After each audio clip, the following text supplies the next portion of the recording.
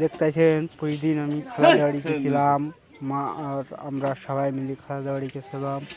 দেখতেছেন আমার খালার অসুখ হয়েছে, তাই রান্না বাড়া করছে সুমন। দেখতেছেন সেই খালা ছেলে রান্না বাড়া করছে, রান্না করা ভালো হয়েছে কি দেখতেছেন।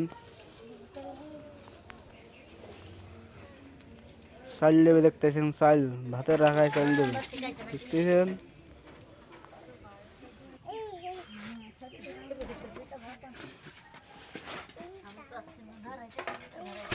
দেখতেছেন চাল দেবে, চাল দেওয়া হয়ে যাবে, পানি দেবে।